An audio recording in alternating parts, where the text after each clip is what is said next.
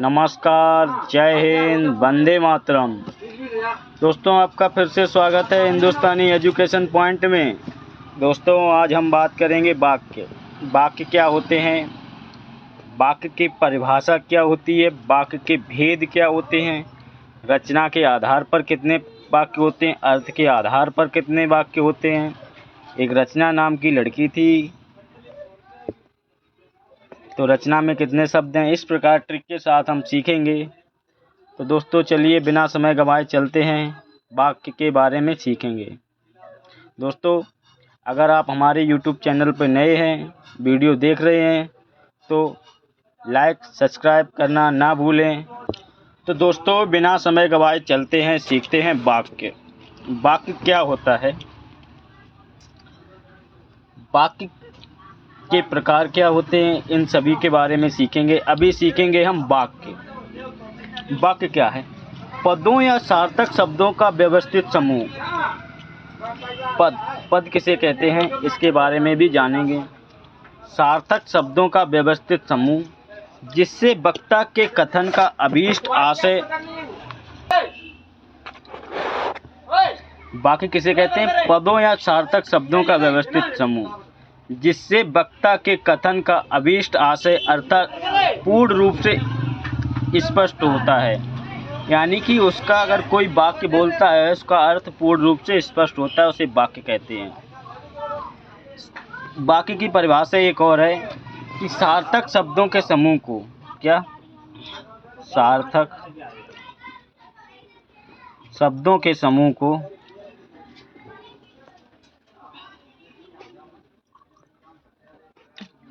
सार्थक शब्दों के समूह को वाक्य कहते हैं। अब इसमें ये लिखा है सार्थक, तो उसमें सार्थक का अर्थ क्या? सा मीन्स सहित, अर्थक मीन्स अर्थ के सहित, जिसका कोई अर्थ निकले, और यानी कि अर्थों के सहित शब्दों का समूह हो, उसको वाक्य कहेंगे। ये नहीं कि कहाँ का ईंट कहाँ का रोड़ा, भानुवती ने कुनबा जोड़ा, ऐसे नहीं, उसका कोई अर्थ निकले, उसे वाक्य कहते हैं। हम यह भी कह सकते हैं, क्या कह सकते हैं?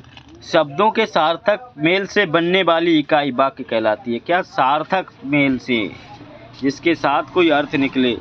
तो दोस्तों, हमने सीखा कि शब्दों के सार्थक समूह को वाक्य कहते हैं। वाक्य के 6 भेद होते हैं। कितने भेद होते हैं? 6। कौन कौन से होते हैं? सार्थकता होती है, योग्यता होती है, अंकागता होती है, निकरता होती है, पदक्रम होता है और अन्वय होता है। कितने होते हैं? 6 भेद होते हैं। सार्थकता, योग्यता, अंकागता, निकरता, पदक्रम और अन्वय। तो बात करते हैं नेक्स्ट पर, शब्दों वाक्य के भेद। कितने भेद होते हैं दोस्तों? वाक्यांश। दोस्तों, वाक्यांश क्या होता है? वाक्यांश को आप पढ़ें। वाक्यांश क्या होता है? वाक्य धन अंश, अंश यानी कि हिस्सा। वाक्य का जो अंश होता है उसे वाक्यांश कहते हैं। शब्दों के ऐसे समूह को जिसका अर्थ तो निकलता है किंतु पूरा पूरा अर्थ नहीं निकलता, वाक्यांश कहलाते हैं। क्या होता है? उसका अर्थ तो निकलेगा लेकिन संपूर्ण अर्थ नहीं निकलेगा, तो उन्हें क्या कहते हैं? वाक्यांश कहते हैं। क्या कहते हैं? वाक्यांश कहते हैं। अब आपको बताया जाए कि दरवाजे पर, यानी कि दरवाजे पर कोई खड़ा है, तो उसका तो अर्थ निकलेगा। कोई पूछेगा क्या बोल रहे, तो आप कहेंगे दरवाजे पर कोई खड़ा है। अब यहाँ पे लिखा है सिर्फ दरवाजे पर, तो ये आप, यानी कि इसका अर्थ तो निकल रहा है, क्या? दरवाजे पर, लेकिन इसका पूरा अर्थ नहीं निकल रहा है। और कोने में, वृक्ष के नीचे आदि का अर्थ तो निकलता है किंतु पूरा पूरा अर्थ नहीं निकलता, इसलिए ये वाक्यांश हैं। वाक्यांश का मतलब क्या होता है? वाक्यांश वाक्य के अंश होते हैं जिनका अर्थ तो निकलता है लेकिन पूरा पूरा अर्थ नहीं निकलता है। और वाक्य के मुख्य 2 भेद होते हैं। एक होता है उद्देश्य, एक होता है विधेय। अब दोस्तों, बात की जाए वाक्य के अंग। अभी हम बता रहे थे आपको, वाक्य के 2 अंग होते हैं। वाक्य के 2 अंग होते हैं। कितने होते हैं? 2 अंग। एक होता है उद्देश्य, एक होता है विधेय। क्या होता है? एक उद्देश्य होता है, एक विधेय होता है। वाक्य में जिसके बारे में कुछ कहा जाए, यानी कि उद्देश्य होता है जिसके बारे में कुछ कहा जाए, कि किसी के बारे में कुछ बोला जा रहा है तो वो क्या होगा, उद्देश्य। और विधेय क्या होगा, वाक्य में उद्देश्य के बारे में जो कुछ कहा जाए, वाक्य में उद्देश्य के बारे में जो कुछ कहा जाए उसे विधेय कहते हैं। क्या कहते हैं, उसे विधेय कहते हैं। और वाक्य के भेद के दो प्रमुख आधार हैं। कितने प्रकार के होते हैं, दो प्रकार के। और उपवेद अलग होते हैं, पदबंध होते हैं, उपवाक्य के भेद होते हैं, जैसे संज्ञा उपवाक्य, विशेषण उपवाक्य, क्रिया विशेषण उपवाक्य। तो ये उपवाक्य होते हैं। लेकिन वाक्य के भेद के वाक्य भेद के दो प्रमुख आधार हैं, यानी कि एक अर्थ के आधार पर है, एक रचना के आधार पर है। तो अर्थ के आधार पर कितने होते हैं, अर्थ के आधार पर 8 होते हैं और रचना के आधार पर होते हैं 3। तो दोस्तों हम इनके बारे में सीखेंगे। पहले सीखेंगे अर्थ के आधार पर। तो आप अर्थ के आधार पर 8 भेद होते हैं, इसे कैसे याद करेंगे। तो अर्थ को क्या इंग्लिश में लिखो, अर्थ को इंग्लिश में लिख लो ऐसे शब्द वाली भाषा में, ARTH। तो अर्थ को इंग्लिश में लिख के इसमें कर दो 2, यानी कि ये होता है 4, ये हो गए अर्थ का दोगुना यानी कि 8। अर्थ का दोगुना कितना हो गया, 8। तो अर्थ के आधार पर वाक्य के कितने भेद होते हैं, 8। अर्थ के आधार पर कितने होते हैं, 8। और रचना के आधार पर कितने होते हैं, 3। तो रचना के आधार पर हम कैसे याद करें, अर्थ के आधार पर 8 होते हैं, रचना के आधार पर 3 होते हैं। तो दोस्तों देखते हैं अर्थ के आधार पर कौन कौन से वाक्य के भेद होते हैं, इनके बारे में जानेंगे। तो बात की जाए विधानवाचक वाक्य। क्या विधानवाचक वाक्य, ये विधानवाचक वाक्य क्या होता है, वह वाक्य जिससे किसी प्रकार की जानकारी प्राप्त होती है। दूसरी भाषा में बोलें तो जहाँ क्रिया करने की या होने की सूचना मिलती है। क्या, जहाँ क्रिया करने की या होने की सूचना मिलती है।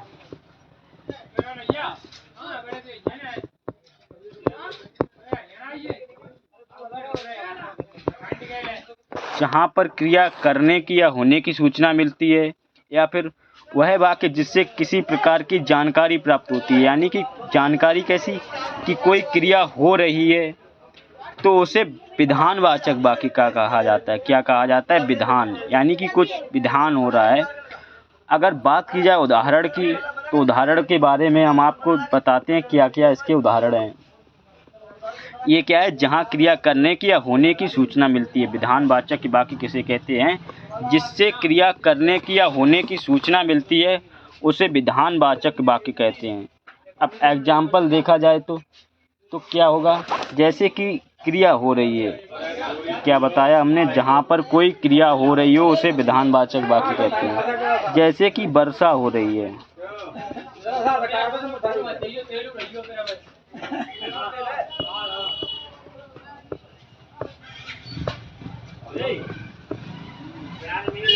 तो आप इसे कैसे पहचानेंगे कि ये विधानवाचक है।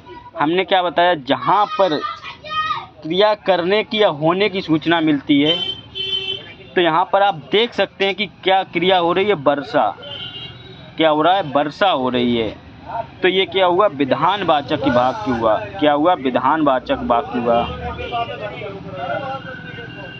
ऐसे भारत एक देश है, श्री राम के पिता का नाम दशरथ था, ये विधानवाचक वाक्य हैं।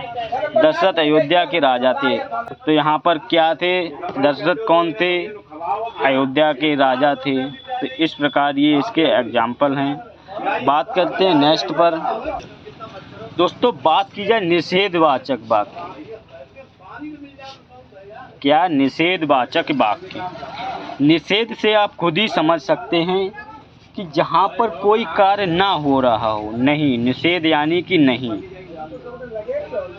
विधान में क्या होता है, जहाँ पर क्रिया करने की या होने की संभावना मिलती है, और निषेधवाचक वाक्य में क्या होगा, जहाँ पर क्रिया नहीं हो रही है, नहीं करने की संभावना होती है, जहाँ कार्य के ना होने के विचार व्यक्त हों, अथवा जिन वाक्यों में नकारात्मक शब्द हों, वहाँ निषेधवाचक वाक्य होता है।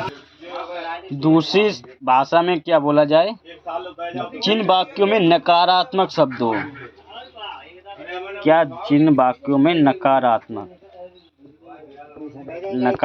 शब्द तो आप जानते होंगे, नकारात्मक शब्द हो उसे क्या कहते हैं, निषेधवाचक वाक्य कहते हैं। क्या कहते हैं, निषेधवाचक वाक्य कहते हैं। जहाँ पर नकारात्मक शब्द हों तो उसे निषेधवाचक वाक्य कहते हैं। तो इसके एग्जाम्पल देखे जाएं क्या होंगे, जैसे मैंने दूध नहीं पिया, मैंने दूध नहीं पिया, ये जो नहीं है ये क्या है, निषेध है, यहाँ पर क्रिया नहीं हो रही है, और ये नहीं है यही नकारात्मक शब्द है। क्या है, नकारात्मक शब्द है ये। तो हम कैसे पहचानेंगे कि ये निषेधवाचक वाक्य है, कि इसमें क्रिया नहीं हो रही है और क्रिया का ना होने का भाव प्रकट होता है और इसमें नकारात्मक शब्द होते हैं, तो वहाँ पर निषेधवाचक वाक्य होता है। क्या होता है, निषेधवाचक वाक्य होता है। मैंने खाना नहीं खाया, तो इसमें भी क्रिया का नहीं होना का भाव प्रकट हो रहा है। राधा कुछ नहीं कर सकी, कुछ ना कर सकी, तो ये भी नकारात्मक है। तो ये क्या हुआ, निषेधवाचक। और विधानवाचक में जहाँ पर क्रिया का होना पाया जाता है, क्रिया के करने की संभावना होती है, तो उसे क्या कहते हैं, विधानवाचक वाक्य कहते हैं। दोस्तों, बात की जाए प्रश्नवाचक वाक्य, तो प्रश्नवाचक वाक्य तो आप सभी जानते होंगे। जहाँ पर प्रश्नवाचक चिन्ह लगा होगा तो वहाँ पर प्रश्नवाचक वाक्य होता है। तो इसके बारे में बताने की ज़रूरत भी नहीं कि यहाँ पर कोई प्रश्न किया जा रहा हो या कोई प्रश्नवाचक शब्द हो। जैसे कि वह वाक्य जिसके द्वारा किसी प्रकार का प्रश्न किया जाता है वह प्रश्नवाचक वाक्य कहलाता है। तो बात कर रहे थे प्रश्नवाचक वाक्य। प्रश्नवाचक वाक्य में प्रश्नवाचक चिन्ह होता है या फिर प्रश्नवाचक शब्द होते हैं, जैसे क्या, कैसे, किसका, कौन, कहाँ, ये शब्द आते हैं, तो वो वाक्य प्रश्नवाचक होते हैं। जैसे कि यह पुस्तक किसका है, यानी कि कुछ पूछा जा रहा है, कुछ क्वेश्चन किया जा रहा है, कुछ प्रश्न किया जा रहा है, तो ये प्रश्नवाचक हो गया। श्री राम के पिता कौन थे, तो ये प्रश्न हो गया है, उसका कोई आंसर मिलेगा। तो प्रश्नवाचक वाक्य के बारे में हमने सीखा। अब बात करते हैं नेक्स्ट दोस्तों, आज्ञावाचक वाक्य। आज्ञावाचक वाक्य, आप इसके नाम से ही पता चल रहा है कि इसमें क्या होता है क्या नहीं। यानी कि अगर किसी से आज्ञा ली जाए, अगर किसी से आज्ञा ली जाए तो वहाँ पर आज्ञावाचक वाक्य होता है। जैसे कि वह वाक्य जिसके द्वारा किसी प्रकार की आज्ञा दी जाती है या प्रार्थना किया जाता है, क्या आज्ञा दी जाती है या प्रार्थना किया जाता है, वह आज्ञावाचक वाक्य कहलाता है। या फिर दूसरी भाषा में, जिन वाक्यों में आज्ञा या प्रार्थना या आदेश का ज्ञान हो, क्या आज्ञा, प्रार्थना या आदेश, आदेश का बोध हो, तो वो आज्ञावाचक वाक्य होते हैं। अब इनके उदाहरण देखेंगे कैसे वाक्य आज्ञावाचक होते हैं, कैसे इन्हें पहचाना जाता है।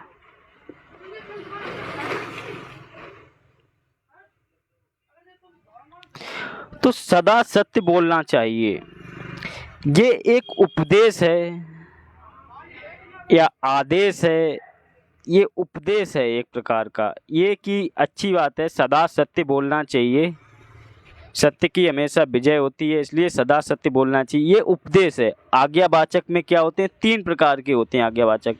एक तो उपदेश दिया जाता है, नंबर 1, नंबर 2 आज्ञा, नंबर 3 अनुमति या आदेश। तो 1 गिलास पानी ले आओ, हमारे पिताजी हमको आज्ञा देते हैं क्या ऑर्डर देते हैं एक प्रकार का कि जाओ एक गिलास पानी ले आओ, तो क्या हुआ, आज्ञावाचक। और मुझे अब चलना चाहिए, ये अनुमति है। किसी से कह रहे हैं कि मुझे अब चलना चाहिए, तो ये अनुमति है। तो ये 3 प्रकार के मुख्य वाक्य होते हैं आज्ञावाचक में। एक तो उपदेश होता है, या एक आज्ञा होता है, एक अनुमति होती है, या फिर कोई आदेश दिया जाए कि जाओ बड़ों का सम्मान करो, या फिर मोहन बैठकर पढ़ो, श्याम खड़े होकर पानी मत पियो, ये आदेश दिया जा रहा है। तो इस प्रकार ये आज्ञावाचक वाक्य के बारे में हमने सीखा। बात करते हैं नेक्स्ट पर।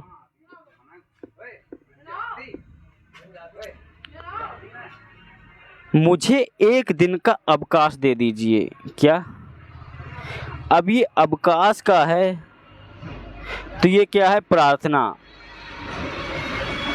जब कोई मुझसे बड़ा होता है तो हम उसे ना आज्ञा देंगे, ना उपदेश देंगे, ना आदेश देंगे, तो उससे रिक्वेस्ट की जाती है। तो उससे रिक्वेस्ट की जाती है, यानी कि प्रार्थना की जाती है कि सर मुझे एक दिन का अवकाश दे दीजिए। तो ये यानी कि प्रार्थना, यानी कि प्रार्थनावाचक, यानी कि ये भी आज्ञावाचक में ही आता है। तो वहाँ पर प्रार्थना की जाए तो वो भी आज्ञावाचक वाक्य में होगा। अनुमति दी जा रही हो, अनुमति ली जा रही है, तो वो भी आज्ञावाचक होगा। और आज्ञा ली जा रही हो, दी जा रही हो, वो भी, या उपदेश दिया, वो भी आज्ञावाचक वाक्य में होगा। अब बात की जाए विस्मयादिवाचक। विस्मयादिवाचक वाक्य क्या होता है, जिसमें विस्मय हो, यानी एक्सक्लेमेटरी साइन आता है विस्मयवाचक वाक्य में, ये सिंबल आता है। वह वाक्य जिससे किसी प्रकार की गहरी अनुभूति का प्रदर्शन किया जाता हो, यह विस्मयादिवाचक वाक्य कहलाता है। क्या, कोई गहरी प्रकार की अनुभूति का प्रदर्शन किया जाता हो, जैसे कि आहा कितना सुंदर उपवन है, ओहो कितनी ठंडी रात है, बल्ले बल्ले हम जीत गए, वाह हम पास हो गए।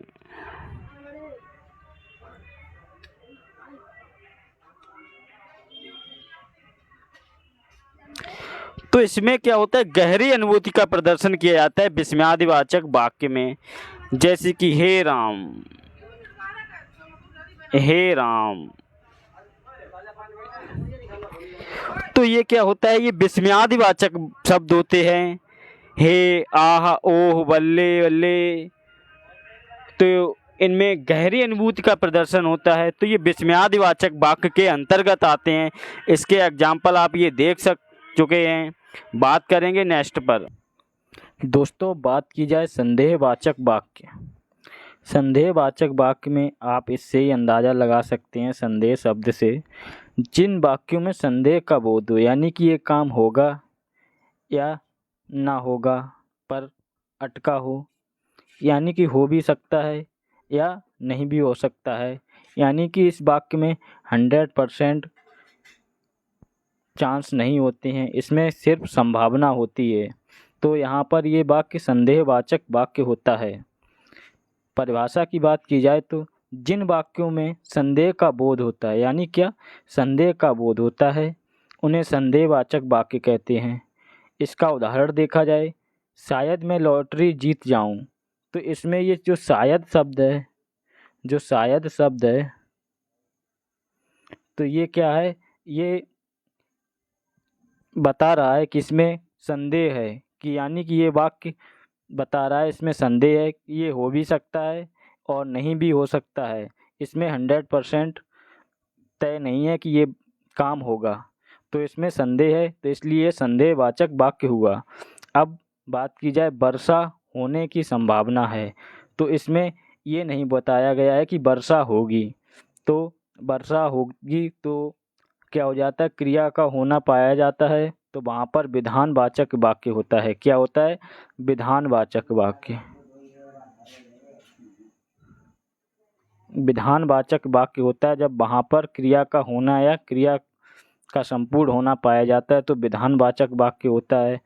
और जहाँ पर संदेह पाया जाता है तो संदेहवाचक वाक्य होता है। तो वर्षा होने की संभावना है, तो इसमें ये नहीं बताया कि वर्षा हो सकती है या नहीं भी हो सकती है, तो होने की संभावना है, तो यानी कि ये संदेह है इसमें कि हो सकती है या नहीं भी हो सकती है, तो ये संदेहवाचक वाक्य होगा।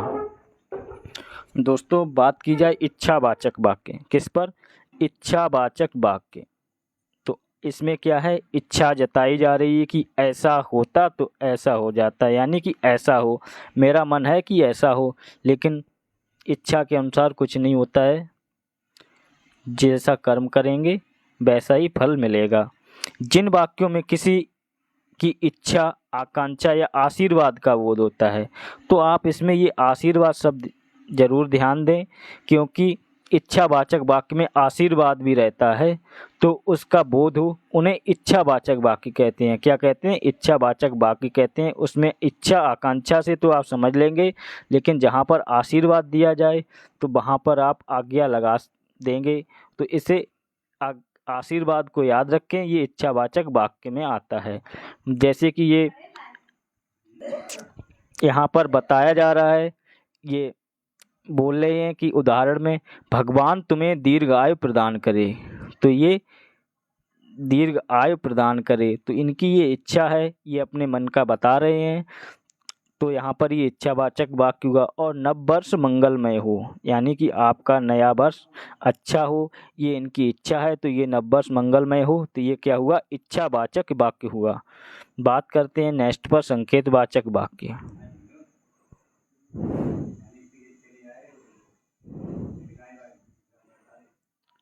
संकेतवाचक वाक्य, संकेतवाचक वाक्य में इसमें आप यहाँ से ऐसे समझ लें, यानी कि संकेत, कुछ होने की संभावना। जिन वाक्यों में एक बात या काम का होना दूसरी बात या काम के होने पर निर्भर करता है। क्या? जिन वाक्यों में एक बात या काम का होना दूसरी बात या काम के होने पर निर्भर करता है, तो वहाँ पर संकेत होता है कि ऐसा करेंगे तो ऐसा हो जाएगा, तो वह संकेत देता है। तो इसका उदाहरण देखा जाए तो क्या होगा? परिश्रम किया है तो सफलता अवश्य मिलेगी। ये बात बहुत ही अच्छी है, इसीलिए एग्जाम्पल हमने लिया है कि परिश्रम किया है तो सफलता अवश्य मिलेगी, यानी कि जो परिश्रम करता है उसे सफलता तो ज़रूर मिलती है।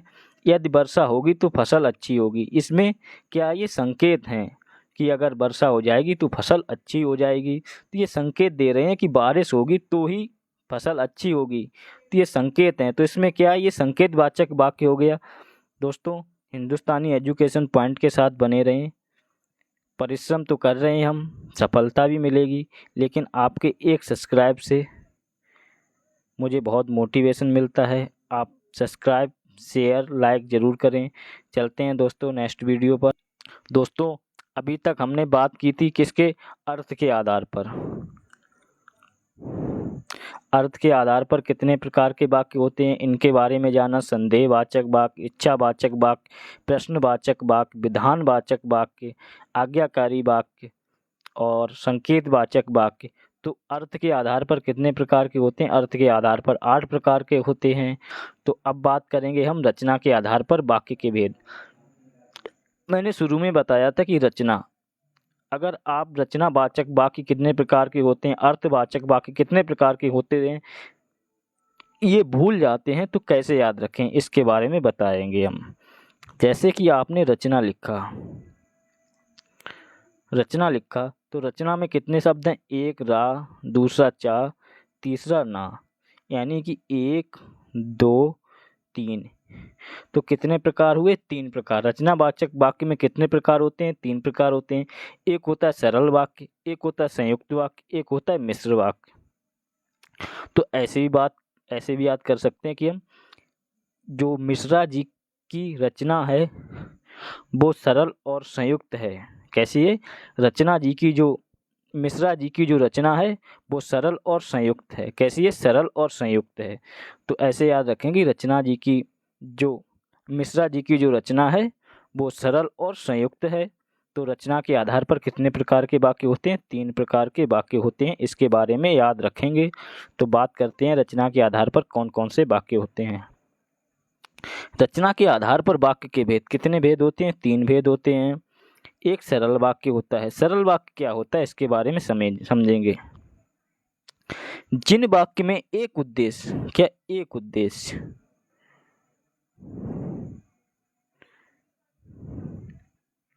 एक उद्देश्य, एक विधेय तथा एक ही मुख्य समापिका क्रिया होती है, यानी कि एक ही समाप्त होने पर क्रिया होती है, ऐसे सरल या साधारण वाक्य कहते हैं। जैसे आदित्य पढ़ता है, तो इसमें एक ही उद्देश्य है, उसका क्या है, पढ़ता है, और एक ही इसमें विधेय है। अनिरुद्ध ने भोजन किया, यहाँ पर आप कोई भी सरल नाम ले सकते हैं, जैसे राम ने भोजन किया।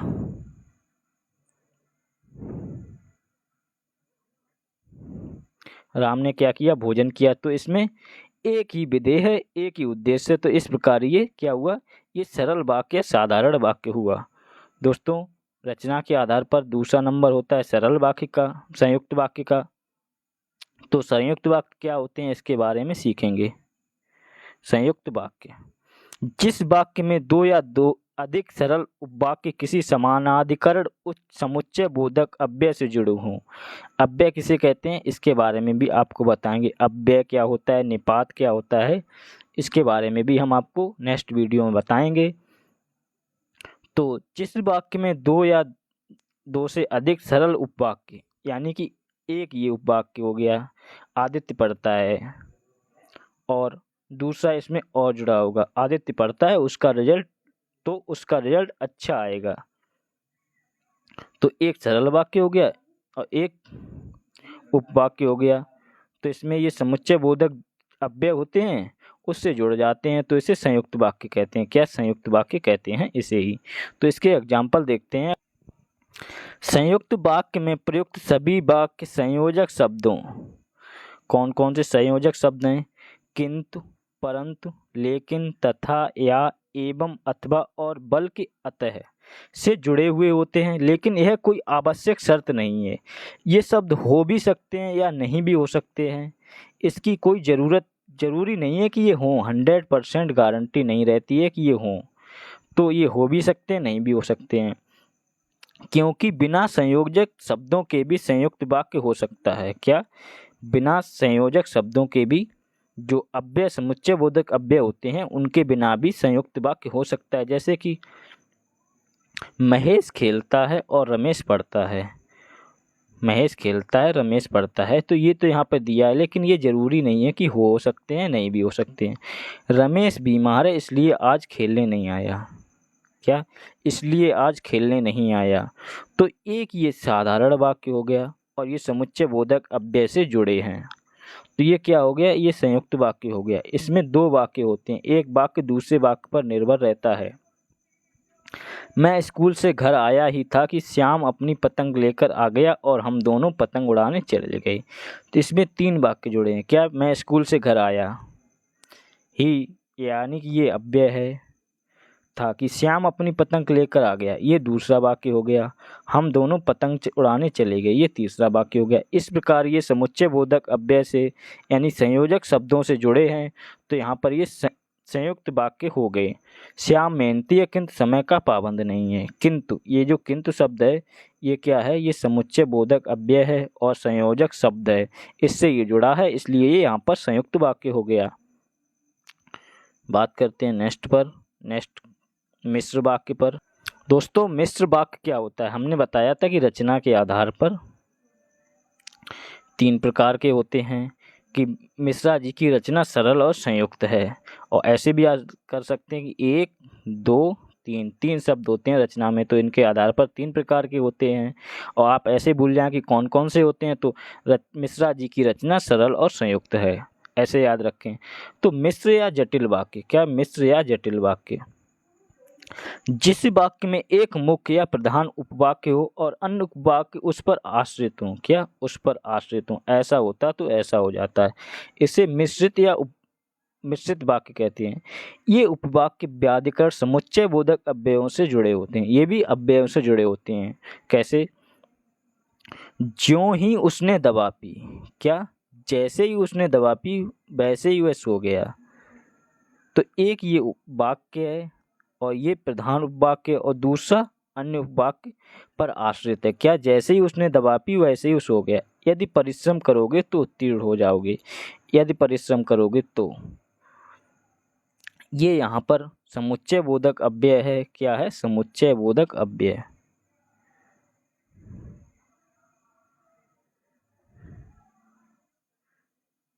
अव्यय है, इससे ये जुड़ा है, तो यहाँ पर ये मिश्र वाक्य हो गया।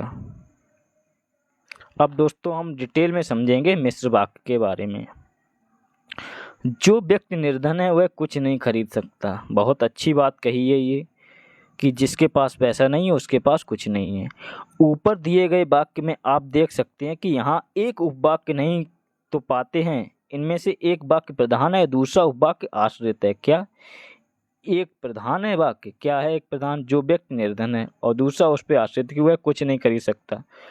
तो इसका ये एक्सप्लेनेशन दिया गया है। ऊपर दिए गए वाक्य में जो व्यक्ति निर्धन है यह उपवाक्य प्रधान है। क्या ये उपवाक्य प्रधान है यानी कि मुख्य है? वह कुछ नहीं खरीद सकता, यह वाक्य आश्रित वाक्य है। क्या ये आश्रित वाक्य है? ये आश्रित है, ये वाला। इस वाक्य में दो विधेय हैं, इसलिए यह मिश्र वाक्य के अंतर्गत आता है। सरल वाक्य में क्या होता है? एक विधेय और एक उद्देश्य होता है, और मिश्र में क्या होता है? इसमें दो विधेय होते हैं, इसलिए मिश्र वाक्य के अंतर्गत आता है। क्यों आता है? इसमें दो विधेय होते हैं। कितने विधेय होते हैं? दो विधेय होते हैं, इसलिए ये मिश्र के अंतर्गत आता है। मिश्रा जी की रचना सरल और संयुक्त है, जो कि 3 हैं। इस प्रकार हम याद करेंगे। अर्थ के आधार पर 8 हैं। दोस्तों बने रहें हिंदुस्तानी एजुकेशन पॉइंट के साथ। लाइक, सब्सक्राइब, शेयर करना ना भूलें। बात करते हैं नेक्स्ट पर। अब इसका एक्सप्लेनेशन हम अच्छे से करेंगे। दोस्तों यहाँ पर वाक्य पहचानने के भेद और उसके उदाहरण, जैसे कि सरल वाक्य। सरल वाक्य में क्या होता है? एक उद्देश्य होता है, एक विधेय होता है। सूर्योदय होने पर कुहासा जाता रहा, यानी कि उद्देश्य क्या है? सूर्योदय है, और विधेय क्या है? कुहासा जाता रहा, यानी कि ये सरल वाक्य हो गया। इसमें एक उद्देश्य है और एक ही विधेय है। अब बात करते हैं मिश्र वाक्य पर।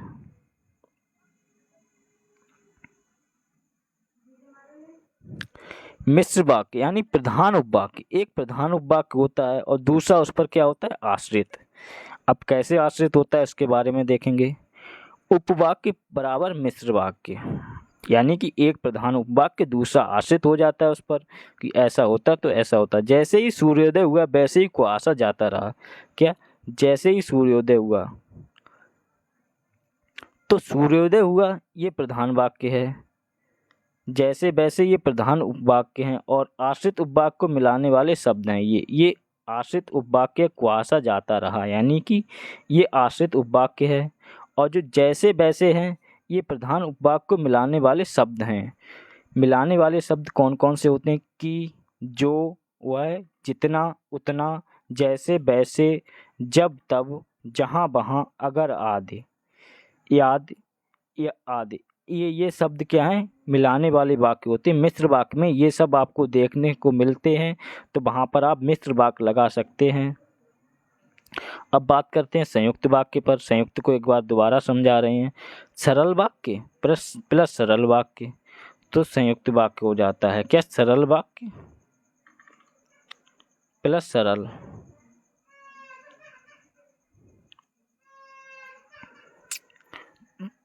तो सरल प्लस सरल, तो ये क्या हो गया? संयुक्त वाक्य। और इसको कैसे संयुक्त होता है? सूर्योदय हुआ और कुहासा जाता रहा। एक ये सरल वाक्य सूर्योदय हुआ, और योजक चिन्ह क्या है? और। क्या है ये? और कुहासा जाता रहा, ये एक सरल वाक्य है। तो जोड़ने वाले शब्द, इसे कौन कौन से शब्द जोड़ते हैं? और, एवं, तथा, या, अथवा, इसलिए, फिर भी, किंतु, परंतु, लेकिन, पर, अतः, तो, नहीं, तो। ये शब्द हैं, ये इसे जोड़ते हैं। किसको? संयुक्त को। किसको जोड़ते हैं? संयुक्त को।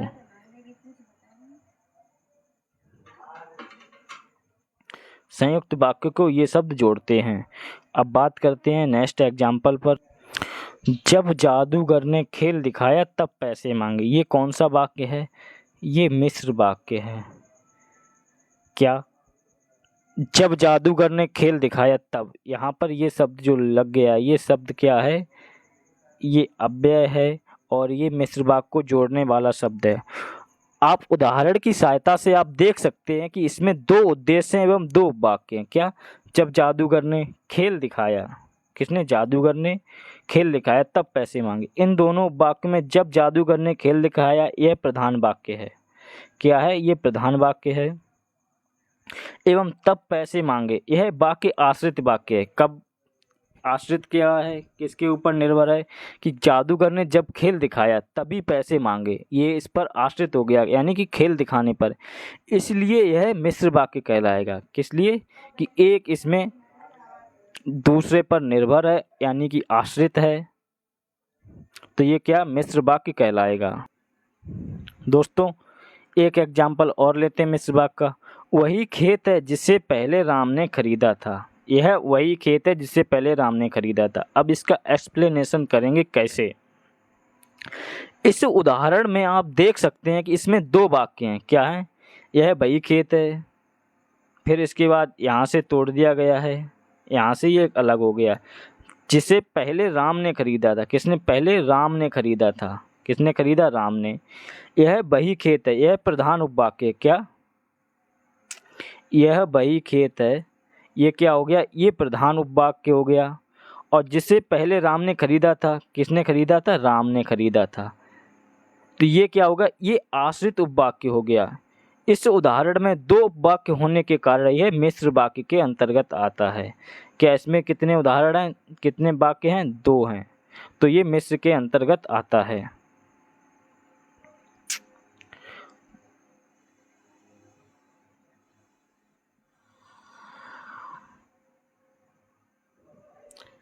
दोस्तों वाक्य रूपांतरण सरल वाक्य से मिश्र वाक्य कैसे बनाया जाता है, ये इसके बारे में आपको समझाएंगे। सरल वाक्य, मधुरिमा कपड़े खरीदने बाजार गई। ये क्या हो गया? ये सरल वाक्य हो गया। इसमें एक ही विधेय है, एक ही उद्देश्य है। क्या? एक विधेय और एक उद्देश्य। और इसे मिश्र वाक्य कैसे बनाएंगे? मधुरिमा बाजार गई क्योंकि उसे कपड़े खरीदने थे। ये जो क्योंकि शब्द लग गया है, तो इसलिए यह यहाँ से एक उपवाक्य हो गया और एक इस पर आश्रित हो गया, तो ये यहाँ पर हो गया मिश्र वाक्य। क्या हो गया? मिश्र वाक्य हो गया। बात करते हैं नेक्स्ट पर। लाइनमैन टूटे तार जोड़कर चला गया। ये क्या है? सरल वाक्य। इसमें एक उद्देश्य एक विधेय है। अब बात करें मिश्र वाक्य कैसे बनाएंगे। तो जब लाइनमैन ने टूटे तारों को छोड़ दिया था वह चला गया, तो इसमें एक हो गया। ये जब लाइनमैन ने टूटे तारों देखे छोड़ दिया, तो तारों को छोड़ दिया था वह चला गया, ये यहाँ पर इस पे आश्रित हो गया। एक और देखेंगे, किसान फावड़ा उठाकर खेत को चला गया। जब किसान ने फावड़ा उठाया तब वह खेत को चला गया, तो एक इसमें सरल वाक्य है। फावड़ा उठाया तब वह, यहाँ से ये तोड़ देंगे कि खेत पर चला गया।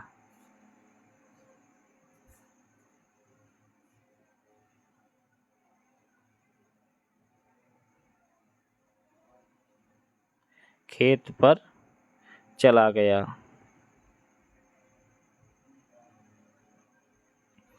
तो ये क्या है?